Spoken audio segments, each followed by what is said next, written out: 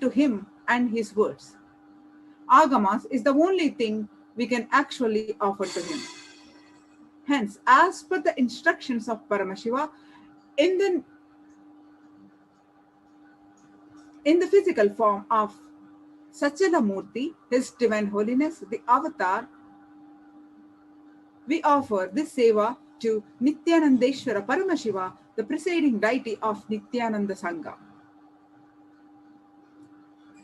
So many offerings are there that came from best of the best that is offered in Vedic tradition, from the instrument to the offering of the various types of dance, various types of food that should be offered to Paramashiva. Various types of dance and the way it is danced, the Uttamottama Seva, is described by Paramashiva himself. We offer Abhishekam, Vastram, Gandham, Abharanam, Archanam, Dupam, Deepam, Naivedyam, Chaturvedam, Aratrikam, Deepopacharam, Pushpanjalim, Chaturvedam, Gruhya Suktam, Agamastotram, Dravida Vedam, Nrityam, Sangeetam, Vadyam, and Swasti Vachanam. The source of all these best things is Paramashiva. And he has given these to us, and offering them back at his feet is what we do during this Uttamottama Seva. Thereby, we experience the intense Shakti Nipata and Advaita, the oneness with him. And as a result, we experience the state and radiate the space and manifest the Shaktis of Paramashiva. And also, since it is Agama Vidhi, Paramashiva's instructions, we offer them during this seva. The best of the food offered as Naivedyam, and the best of the movement a body can make offered as dance, Nritya Seva, and the best of the music offered as Sangeeta Seva, and the best of the consciousness offered as power manifestation, Shakti Avishkarana. And the best that humanity can offer to Paramashiva as gratitude is offered in Uttamottama Seva. Today, we are offering Uttamottama Seva to Parabrahma Krishna. His Divine Holiness beautifully expounds the incarnation about Krishna. The greatest dimension of happening called Krishna is love. The ability to receive and give love. The undercurrent of Krishna's life, whether he killed Kauravas or did politics with Shakuni, or destroyed Shishupala, or killed Kamsa, or played with the Gopikas, or revealed this great Gita to Archana, everything, every incident, every happening, every dimension he expressed. The undercurrent and the connecting thread of everything is love. His romance is one expression of his love. His politics is another one of his love. His management is another one expression of his love. His anger is another one expression of his love. And his enmity is another one expression of his love. And everything he expressed, the base material is love. He is love incarnate. He is the beloved of the universe. His Divine Holiness says that Krishna is the most loved human being happened on the planet Earth. Other gods are all maybe worshipped, revered, respected. People used to be devoted, but nobody is loved like Krishna. Even with Paramashiva, you are devoted, you revere, you respect, but nothing like Bhagavan Krishna, who, when it came to the question of being loved. With so much of difficulty, so many people sacrificed so many things for the love of Krishna. From the Gopikas and the Gopas. The amount of sacrifice people have done for his love. Leaving the brothers, leaving the parents, leaving the family, leaving the relatives, giving up the wealth. Unimaginable sacrifices, but His Divine Holiness says, even if you sacrifice your very life, His one glance just in the corner of your eyes, of His eyes, one look is worthy of all the sacrifices. Like the thread connecting all the flowers and making the flower garland, making all the flowers as garland, the center thread of Krishna is love. The story goes to say and describes even Shakuni, because of constant remembering, unaware way, when he relaxes, used to have a deep, friendly, romantic connection with Krishna. So whenever Shakuni comes down from his self-destructive logic, he used to feel a very deep, friendly, romantic connection with Krishna. Krishna was able to infuse love even in the enemy's hearts. You cannot separate Krishna with love. His Divine Holiness continues to expound the Krishna, that you can't remember Krishna without remembering love. If you have tasted the true love, you can't remember love without remembering Krishna. He is the symbol of love. He is the brand ambassador of love. Nobody else is able to sit in his place. The whole Indian psyche still lives Krishna. His Divine Holiness says that the word we remember Krishna is too small word. Introducing Krishna, remembering Krishna is too small. His Divine Holiness says that Krishna is the one who first set a trend that macrocosm can express in human body in microcosm, in full-fledged and in full-bloomed way. So whole Indian psyche still lives Krishna, the love current of Krishna. When a disciple experiences, he has a right to update, amend, alter his guru statements, his own guru statements. When Sureshwaracharya became enlightened, naturally he added, commanded, contributed his original research and development by writing Vartikas on Shankaracharya's Bhashyas.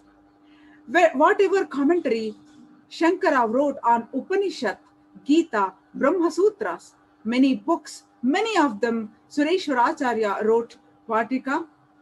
Vartika means commentary on commentary to express his own research and development. We allow updation and we encourage updation. We don't have a problem, but when we transfer knowledge is happening, when the transmission of lamp is happening, when the initiation is happening, when you are ripening to a self-realization, enlightenment experience,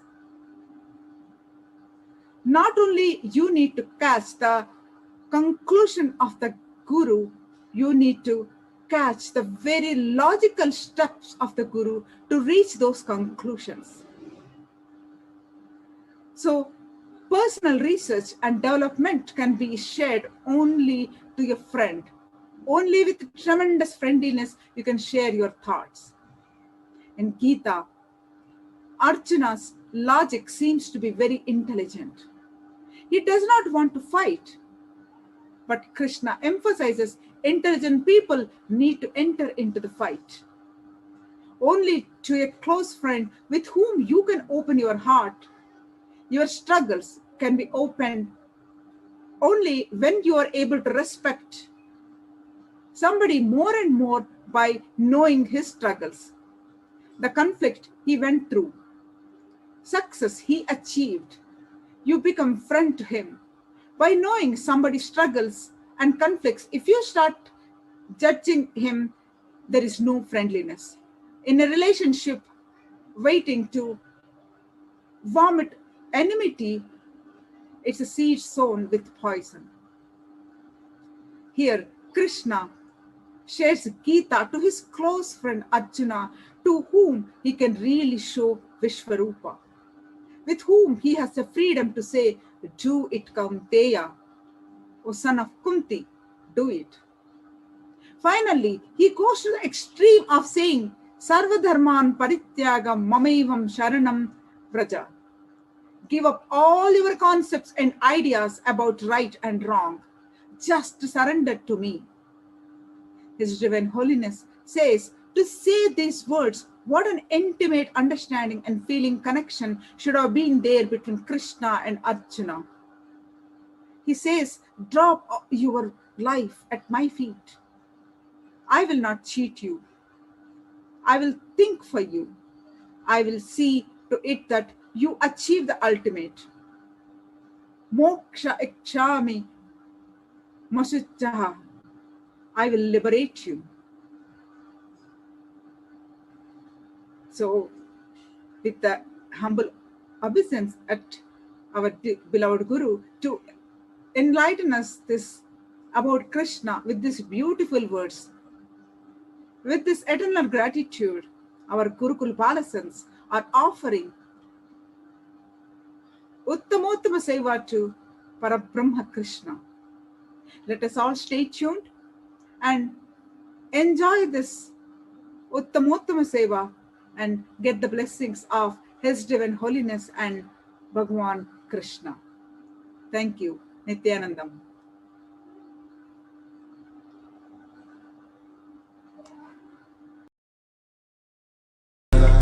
Paramashivoham.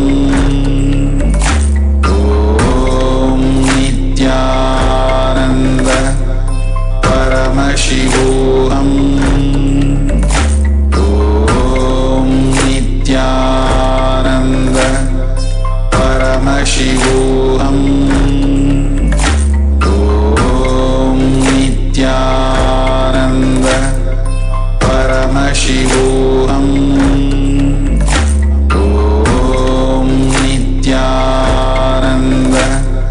Paramashivoham. Om Nithyananda Paramashivoham. Om Nithyananda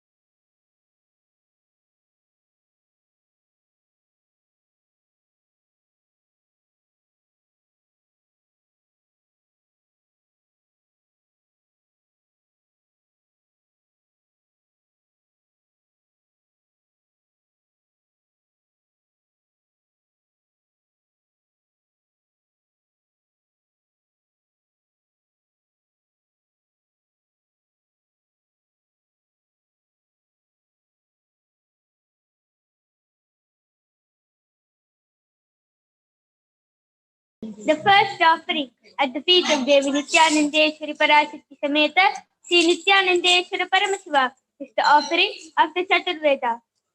Devadevottama Devata Sarvabhauma Akilanda Koti Brahmanda Nayaka Sri Nithyanandeshwari Parashakti Sameta Sri Nithyanandeshwara Paramashiva Chaturveda Priya Chaturvedam Avadaraya. Hari Om Agnimi Purohitam Yajnasya Devam Ritrijam Hota Aram Ratnadatamam. Hari Om Yajurveda. Hari Om Visheto Jetva Vayavasto Payapasta Devo Vastavita Praptayatu Steshtatamaya Karmane. Hari Om Samaveda. Hari Om Agna Ayahi Pitaye Grihano Havyadataye Nihota Sapsi Barhishi. Hari Om Om Nithyananda Paramashivoham. Om Nithyananda Paramashivoham. Om Nithyananda Paramashivoham. Om Nithyananda Paramashivoham. Om Nithyananda Paramashivoham. Om Nithyananda Paramashivoham. Om Nithyananda Paramashivoham.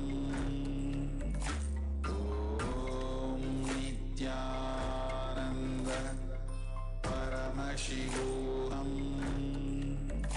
Om Nithyananda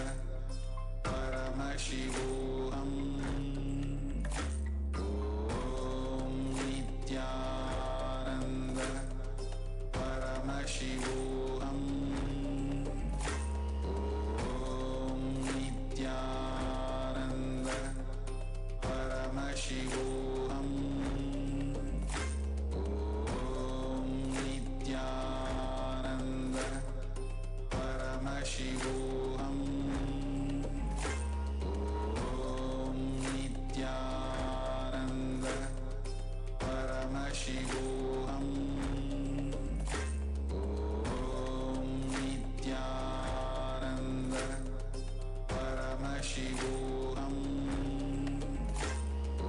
Om Nithyananda Paramashivoham.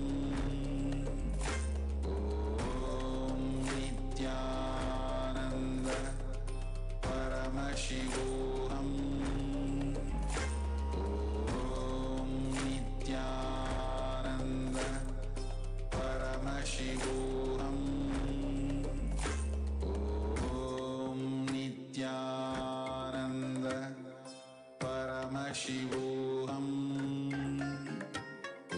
Om Nithyananda Paramashivoham.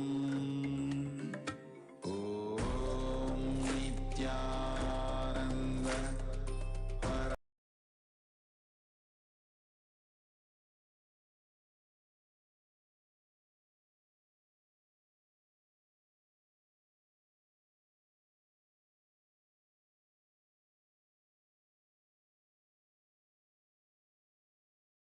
at the feet of Devi Nithyanandeshwari Parashakti Sameta Sri Nithyanandeshwara Paramashiva is the offering of the Chaturveda.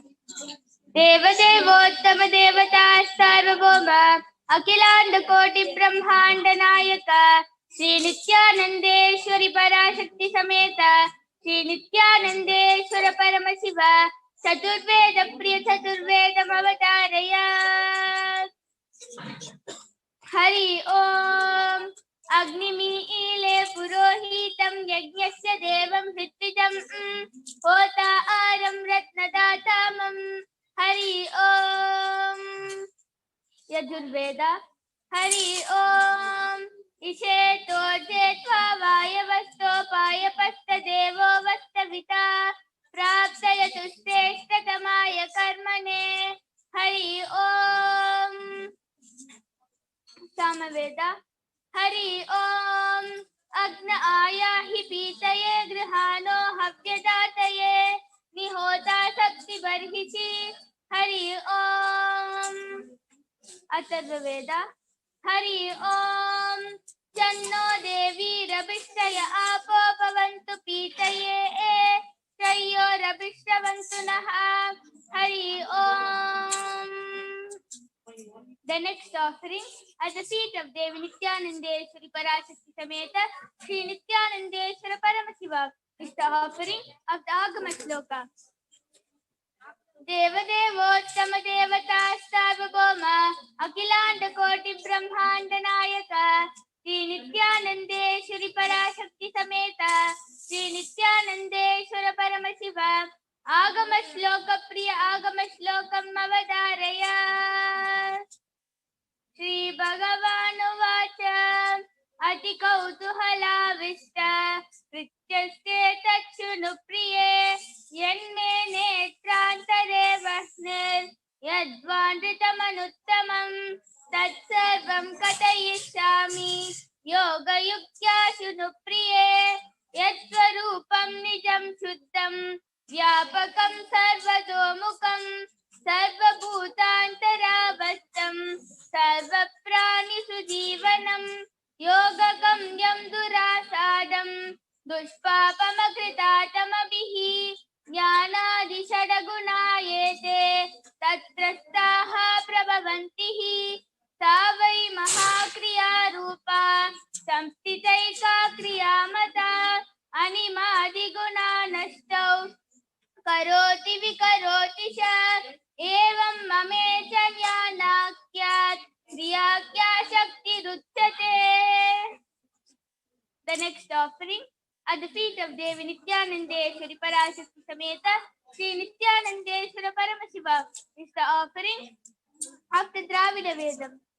देवदेवोत्तम देवता सार्वभौम अखिलांड कोटि ब्रह्मांड नायक श्री नित्यानंदेश्वरी पराशक्ति समेत श्री नित्यानंदेश्वर परमशिव द्राविड वेद प्रिय द्राविड वेदम् अवधारय। मंदिरमावद नीर वानवर मेलद नीर सुंदरमावद नीर துதிக்கப்படுவது நீர் தந்திரமாவது நீர் சமயத்தில் உள்ளது நீர் செந்துவர் வாயுமல் பங்கன் திரு ஆலவாயன் திரு நீர் ஆலவாயன் திரு நீர் திரு ஆலவாயன் திரு நீர் வேதத்தில் உள்ளது நீர் சுய தீர்ப்பது நீர் ஓதத் தகுவது நீர் புன்மை தெளிப்பது நீர் ஓதத்துவது நீர் உண்மையில் உள்ளது நீர் சீத புனல்வையில் சூண்ட திரு ஆலவாயன் திரு நீர் ஆலவாயன் திரு நீர் திரு ஆலவாயன் திரு நீர் சிவா திருச்சிற்றம்பலம்.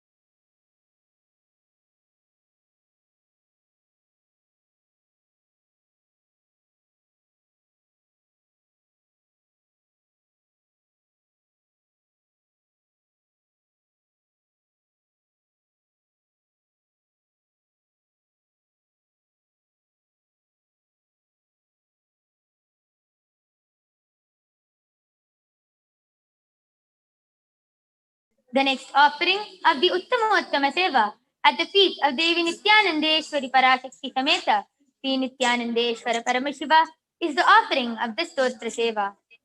Deva Devottama Devata Sarvabhauma Akhilanda Koti Brahmanda Nayaka Sri Nithyanandeshwari Parashakti Sameta Sri Nithyanandeshwara Paramashiva Stotra Priya Stotram Avadharaya Vasudevasutam Devam Hamsachanuramardanam Devaki Paramanandam Krishnam Vande Jagatgurum Atasi Pushpa Sankasham Haranupurashobhitam Ratnakankana Keyuram Krishnam Vande Jagatgurum Kutilalaka Samyuktam Purnachandani Bhananam Vilasat Kundaladharam Krishnam Vande Jagatgurum Mandaragandha Samyuktam Taruhasam Chaturbhujam Barhi Pinchavachoodangam Krishnam Vande Jagadgurum Utpulla Padma Patraksham Neelajimuta Sannibham Yadavanam Shirorattam Krishnam Vande Jagadgurum Rukmini Keli Samyuktam Peetambara Sushobhitam Avapta Tulasi Gandham Krishnam Vande Jagadgurum Gopikanam Kusadvanda Kumkumankita Vakshasam Sriniketam Maheshwasam Krishnam Vande Jagadgurum Srivatsankam Mahoraksham Vanamala Virajitam Shankhatakradharam Devam Krishnam Vande Jagadgurum Krishnashtakamidam Punyam Praturatyaya Yahatvate Koti Janma Kritam Papam Varanena Vinashyati Om Namo Bhagavate Sadashivaya Sakala Tattvatmakaya Sarvamantra Swarupaya Sarvayantradhishkitaya Sarvatantra Swarupaya Sarvatattvaviduraya Brahmarudravatarine Neelakanthaya Parvati Manoharaya Somasuryagnilochanaya Bhasmodulita Vigrahaya Mahamanimukutadharanaya Manikya-bhushanaya Srishti-sthiti-pralaya-kala-raudravataraya Dakshadvaradvamshakaya Mahakala-bhedanaya Mooladharaika-nilayaya Tattvatitaya Gangadharaya Sarvadevadidevaya Shadashrayaya Vedantasaraya Trivargasadhanaya Anantakoti-brahmandanayakaya Anantavasukitakshakarkotakashankagulikapatmamahapadmeti Ashtamahanaga-kulabhushanaya Pranavaswarupaya Chidakashaya Akashadikswarupaya Grahanakshatramaline Sakalaya Alankarahitaya Sakalalokaikakartre Sakalalokaikabhartre Sakalalokaikasamhartre Sakalalokaikagurave Sakalalokaikasakshine Sakalanigamagustyaya Sakalavedantapāragāya Sakalalokaikavaradpradāya Sakalalokaikashankarāya Shashankashekarāya Shashvatanijavasaya Nirabhasaya Niramayaya Nirmalaya Nirmadaya Nischintaya Nirahankaraya Nirankushaya Nishkalankaya Nirgunaya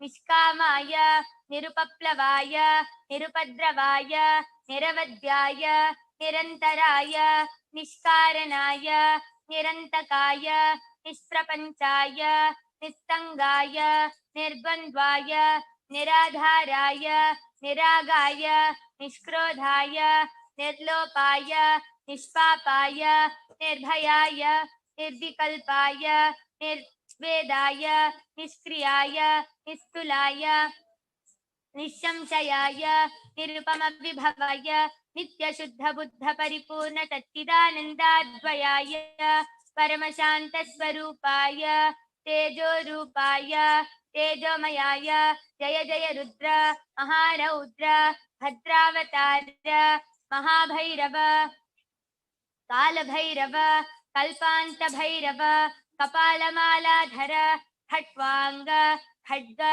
Charma Pashankusha डमरू शूल चाप बाण गदा शक्ति भिंडिपाल तोमर मुसल मुद्गर पाश परिघ भुसुंडी षटग्नि चक्राद्यायुध भीषण कर सहस्रमुखदंष्ट्राकराल वदन विकटाट्टहास विस्फारित ब्रह्मांड मंडल नागेन्द्र कुंडल नागेन्द्र हार नागेन्द्र वलय नागेन्द्र निकेतन नित्युंजय त्रयंबक विश्वरूप विरूपाक्ष विश्वेश्वर वृषभवाहन विश्वभूषण विश्वतोमुख सर्वतो रक्ष रक्ष मां ज्वल ज्वल महामृत्युममृत्युभयं नाशय नाशय चोरभयम् उत्सादय उत्सादय विषसर्पभयं समय समय चोरान् मारय मारय मम शत्रून् उच्चाटय उच्चाटय त्रिशूलेन विधारय विधारय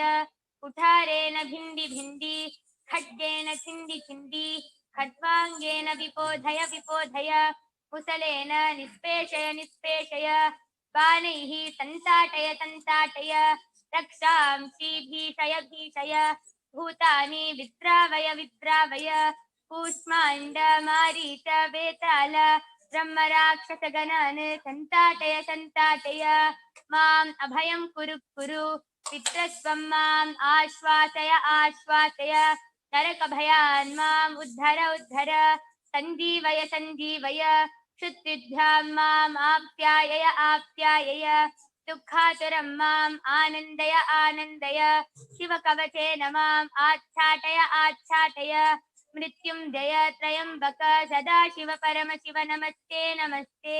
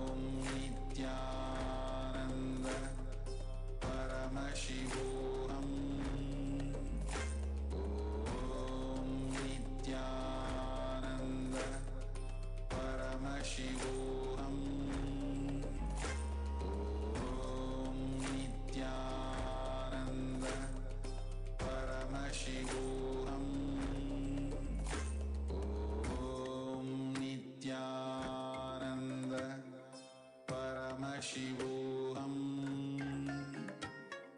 Om Nithyananda Paramashivoham. Om Nithyananda Paramashivoham. Om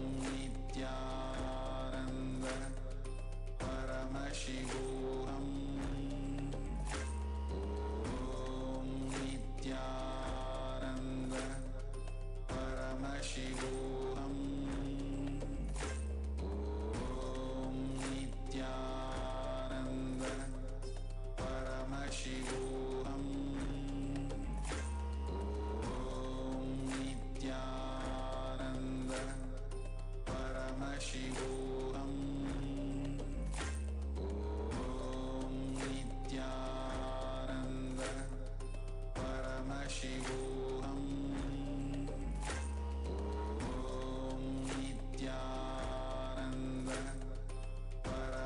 Paramashivoham. Om Nithyananda Paramashivoham. Om Nithyananda Paramashivoham. Om Nithyananda.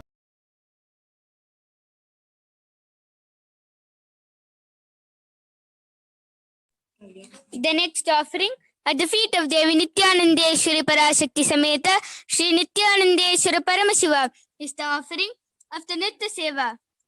Devadevottama Devata Starvabhoma Akilanda Koti Brahmanda Nayaka Shri Nithyanandeshwari Parashakti Sameta Shri Nithyanandeshwara Paramashiva Nitya Priya Nityam Avadaraya.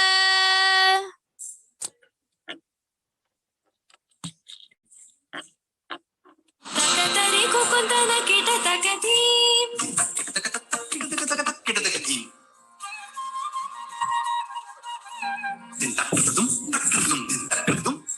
Takatari kukundana kita takati. Takatari kukundana kita takati.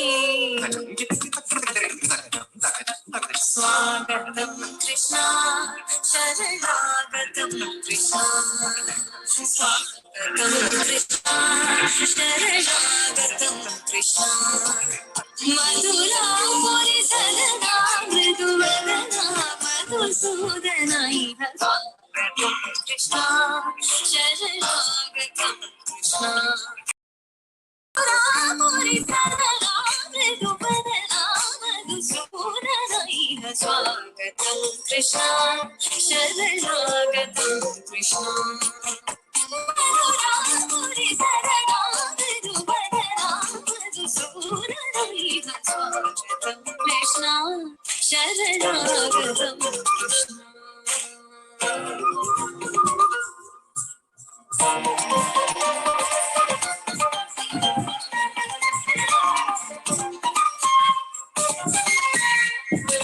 Bhogadapta sulabha supushpagandha kalava. Bhogadapta sulabha supushpagandha kalava. Kasturi tilaka mahima mama kandananda bhovagandha. Swagatam Krishna.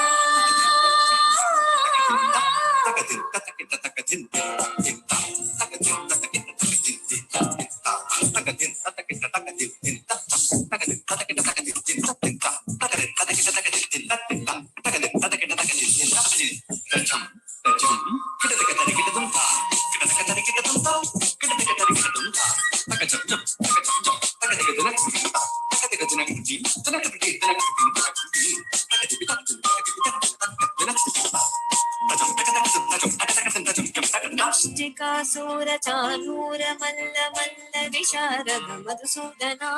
Mustikasura chanura malla malla visharada kovalaya pita vardana kalikalandanam kopunarakshana sakala sulakshana deva. Vardana kalikalandanam kopunarakshana sakala sulakshana deva. Shishta janapara kalpa kalpa kalpa jagakoti atmakara. Veera muni jana vihara madana sukumara daitya samhara deva.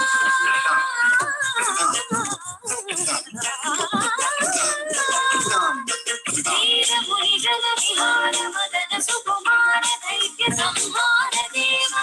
Madhura madhura nadi bhagata sahasa bija yugati jana manasa pujita. Madhura madhura nadi bhagata sahasa bija yugati jana manasa pujita. Sharanagatam Krishna, Swagatam Krishna.